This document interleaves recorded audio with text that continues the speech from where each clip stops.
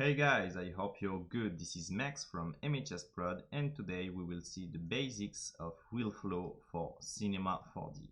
I've already made a video on the basics by the past, but this one is like a bit an update.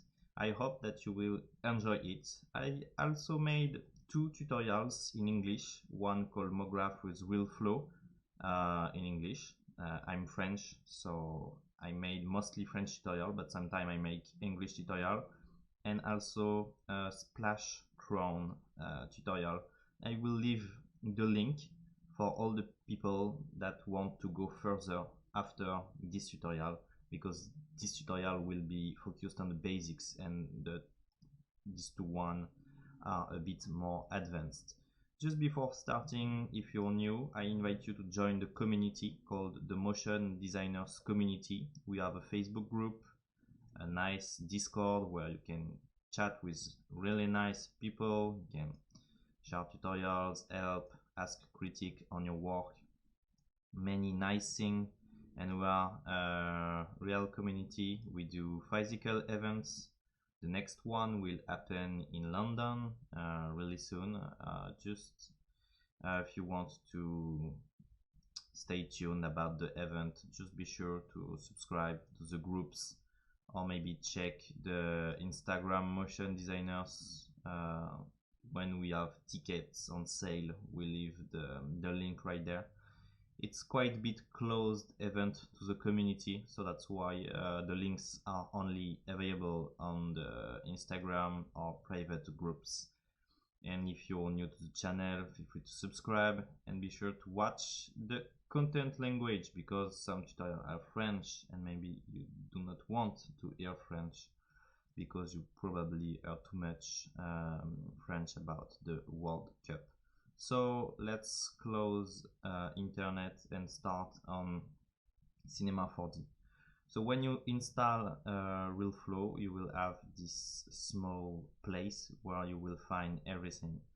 I will only focus on the basics, and I will probably make another video on the deformers because it's a new feature from the version 2 or 2.5, I don't remember. But today we will just focus on the basics, emitters, demands, fluid and meshers. And as it's more advanced, I will do another video in the future on this feature. So let's start. So I'm in my C4D, and to launch, the better thing is to click on scene. So I will click on scene and I will have a scene object. But if you create only an emitter, you will see that you will also have a scene. Okay, so if you want to go fast, maybe just start with an emitter. Okay, but at the moment we will just focus on the scene, because we will see what is a scene and what I have inside a scene. So the scene is basically a hierarchy.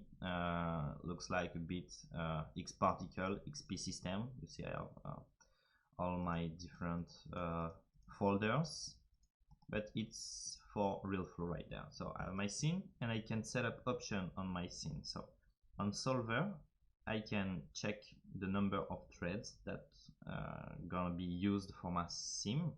So if you tick auto, all your thread will be used. So for example, here, as I'm doing a tutorial, maybe I can go down a bit because I don't want the record of the tutorial to be slowed down. So in few cases you want to decrease this value, but most of the time you will let auto. You will have the time scale value. It's like a bit the time scale value in C4D that you will find there. So you can play with the time scale, really useful if you want to do slow motion, or if you want to do more thing. You can also control your thickness, and what I recommend is leave their auto params. And if you have a good GPU, of course, you can tick use GPU. You can only use one GPU at the moment, but it's by far better to have one GPU device than just use your CPU. You also have the cache. So the two most important things on the scene are to set the use GPU, in my opinion, and the cache. Because most of the time you want to cache things because your simulation will be kinda heavy, and if you want to have real-time playback, you need to cache things. So you can select your axis setup if you want to reopen your simulation in other software, because Houdini and Cinema 4D, for example, do not have the same axis setup, but I will stay for Cinema 4D because that's the purpose of the plugin. It's like doing simulation inside C4D and render it inside C4D.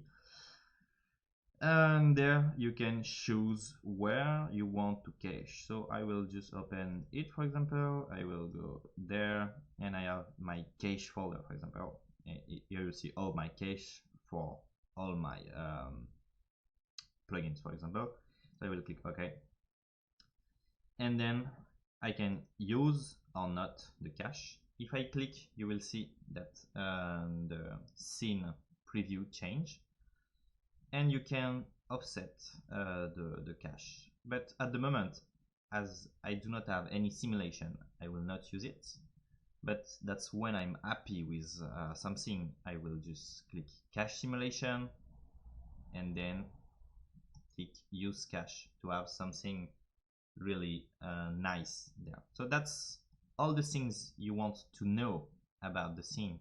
Also, you can change the display. You can just disable it, but for me that's okay. I love it. You can change the display of particles in the other tabs. So inside my scene I have the meshers. The mesher is the mesh outside of your particles, because Realflow use particles. Emitters will be all your emitters. Fluids will be your parameters related to your emitters, and demands are the modifiers. So let's do a simple setup so you will understand what's going on. Let's go into Realflow and select for example sphere. Okay, sphere emitter. As you see, as I'm creating an emitter, a fluid is created. Okay, a fluid will contain so much information about your simulation. It's really important to go there, and in my opinion, maybe before tweaking the emitter. Going by in the fluid, you can select the solver. Like if you want to do something really fast, called dumb, but most of the time you don't use dumb. You have SPH. It's like really precise simulation, and you have PBD. PBD is a faster simulation, and I must tell that most of the time it's okay. You do not need to go to SPH, but you will have the better sim with SPH. So before starting, you need to know, hey, what kind of simulation I will do, because if you do the whole simulation in PBD, for example, and then at the moment you say, okay, I want to increase the realism of my simulation, and you will select SPH, all the simulation can change. So at the beginning, select what kind of simulation you will do. Granular for sand effect, viscous for painting or viscous things, viscoelastic for the kind of same effect, or liquid simulation, because if you change this, everything will look different. So I will select PBD, and we will go a bit through the parameters, and as you see, I can also change the resolution right there. So type is one of the first thing that you want to set. Okay, resolution right there is just the amount of particles. So here you see all my particles. If I decrease the resolution, I will have less particles, and if I increase it, I will have a lot of particles. And more particles will help the mesher to be more accurate. And we will see that we can also change the measure accuracy. So many things to think about just before starting, but then it's not that complicated. Okay, then you go back on these parameters to change your global simulation look. At the moment it will change nothing because I do not have collisions and stuff like this or a container. So most of the time you leave all these parameters like this, and you will change as soon as you do more complicated stuff.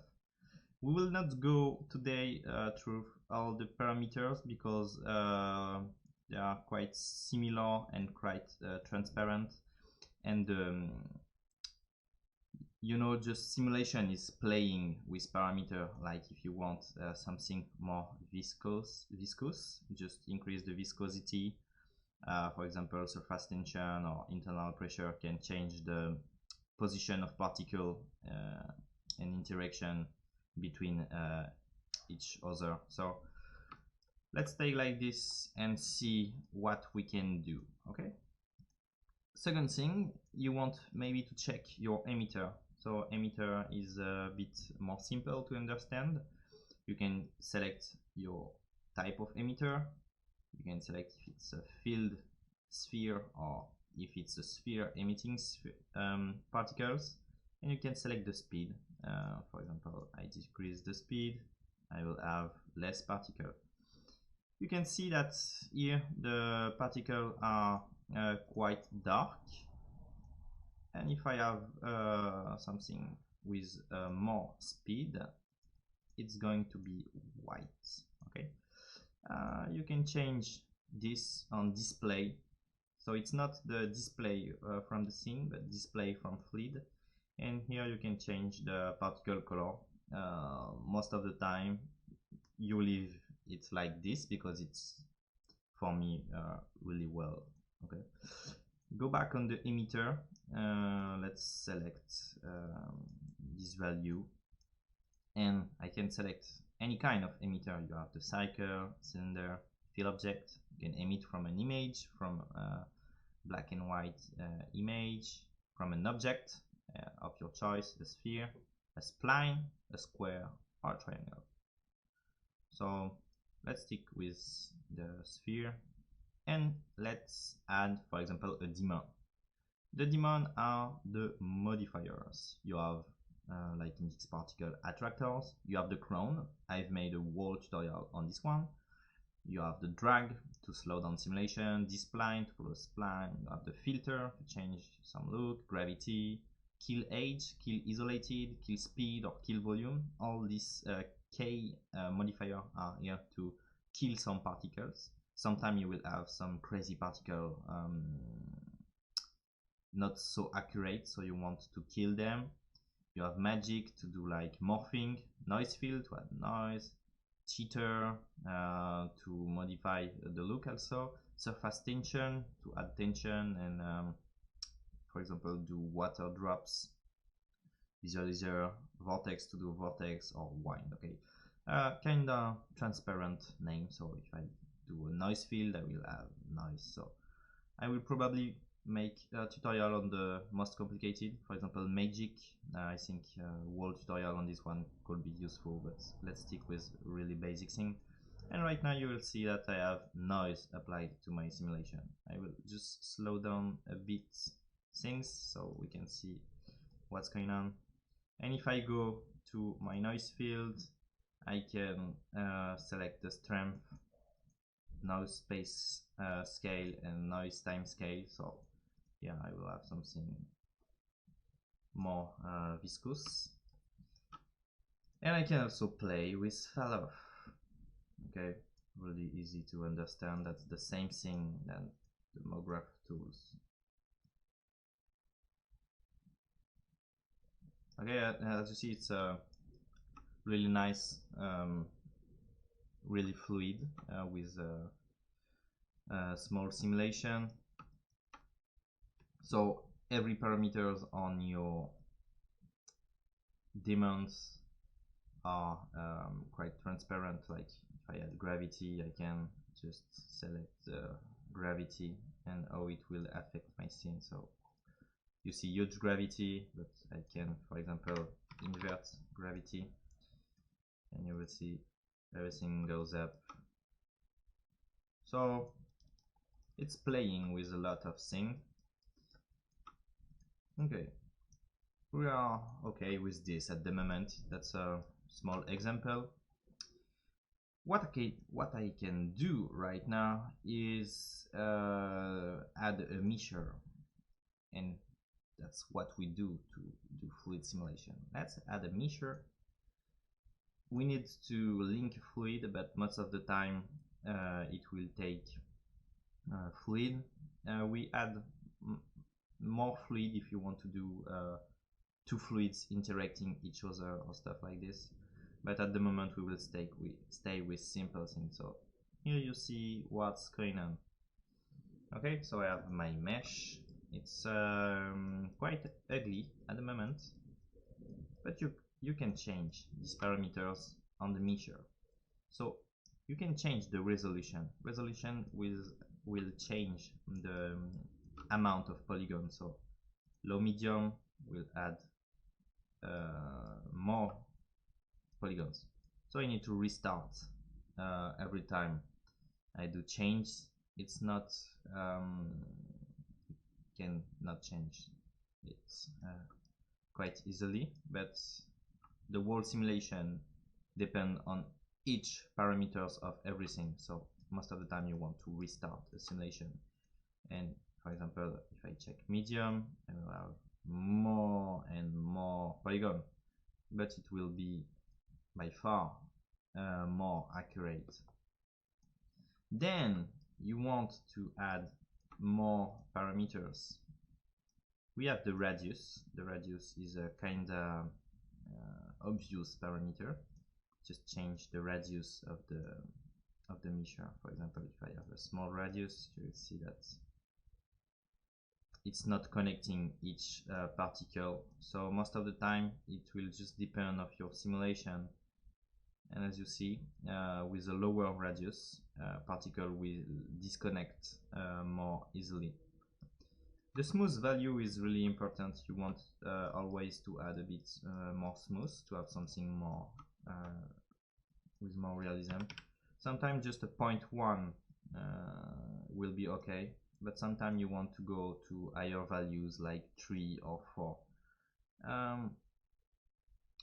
Sometimes I'd add 3 because 3 works really well, and I think that looks well for the smoothing.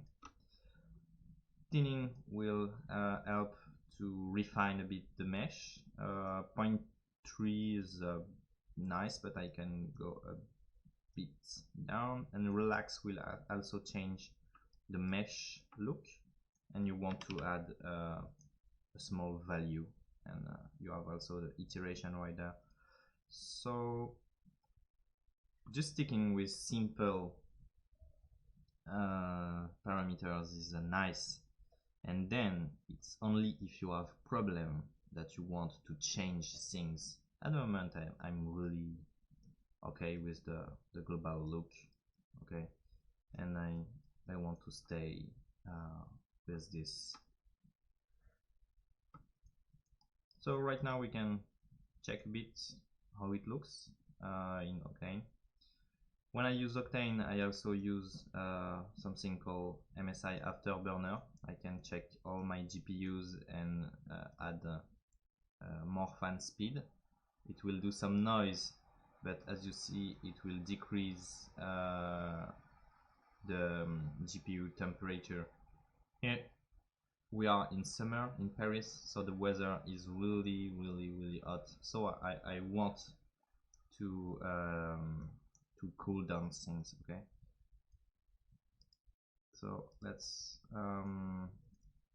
launch Octane. I hope that it will not crash because I'm on V4 XB3. Let's wait. Maybe I will launch it again. Okay, and here I have my my global look.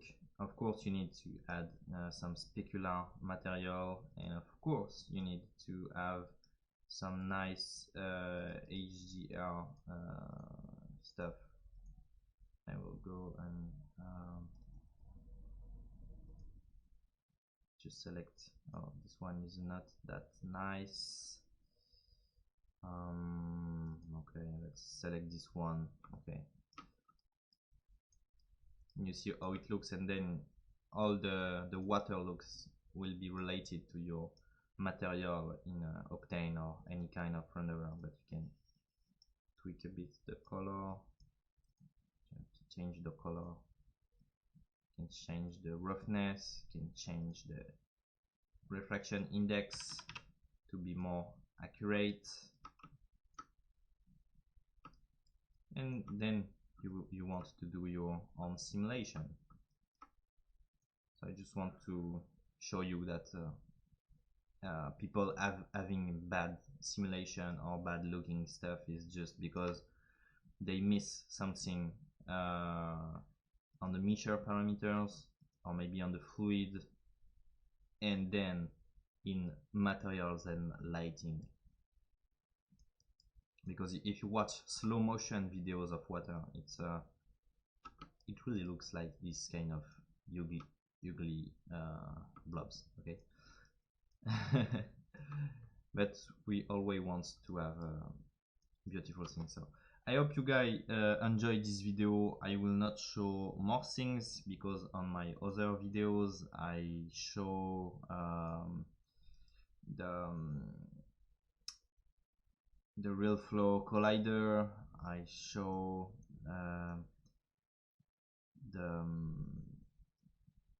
the crown, and I show even more things in my video called MoGraph with Realflow. I show you how to deal with some matrice to play with fluids and generate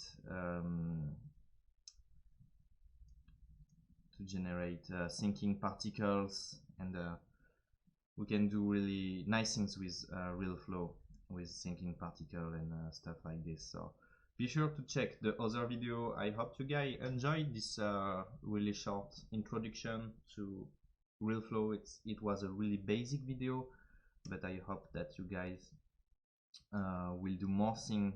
As I said, it was basic. I will probably do more videos, and in these videos we will tweak more things right there. We will see the other solver. Maybe I will do a video on the granular because it's so nice, and just play with the plugin, and have a good day. Bye.